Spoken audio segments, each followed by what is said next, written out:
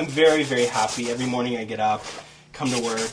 I'm usually here from about 7 a.m. till 10 or 11 at night with a small dinner break somewhere in there.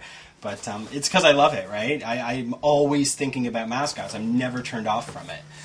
Walking around any store, looking at anything, I'm always thinking, how can that relate to a mascot? Could that be an eyeball? Could that be a nose? Could that be a hat? Something. It's always in my head.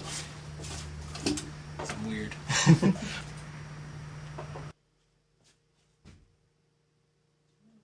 Yeah, okay. What I generally do is take the drawing from the client and put it into the computer. I use a program where I have a scaled body, and I start off by just slapping the scaled body on top of the drawing and seeing where things fall, and then making slight adjustments to their drawing if I need to figure out where will the person's head be so that we maintain the design and maintain the proportions, but allow them to see and function and move still, because it can get a little different when you throw a human being inside of a two-dimensional drawing.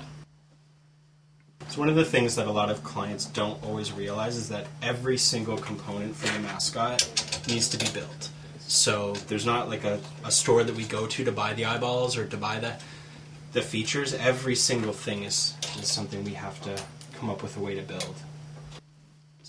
So many people that call me and find out the average price of a mascot are very shocked at first, but then once they can see the amount of work and skill and whatnot that goes into it, they start to get why mascots are the price they are. For custom mascots, that is.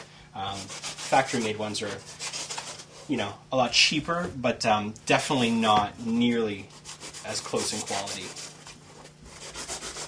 Which, if you're a company owner, I think, if you're going to spend a lot of money on a mascot, you might as well make sure it's one that's going to last you a long time and represent your brand and your company, in the best way possible. So once the fabric goes over top of them, and we've smoothed them all over, we'll steam this fabric, which will also help it hug the foam a little bit better. Then glue it to the rubber sole, and sometimes do trim. Depends on the end look. Again, this guy had a white stripe around there, so it worked well. And then we've got a foot. And I want to just raise up the forehead. I'm just going to go around.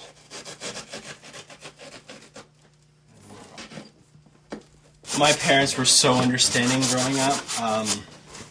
They would come home to the entire basement covered in flour and water and newspaper and all kinds of stuff everywhere, and just kind of roll their eyes and go to the other room, really. They didn't know how to respond or how to sort of understand it, even to a point. However, I think that for a long time they just thought, oh, he's just being artistic and he'll get over it or whatever and get a real job when he grows up. But it just never went away.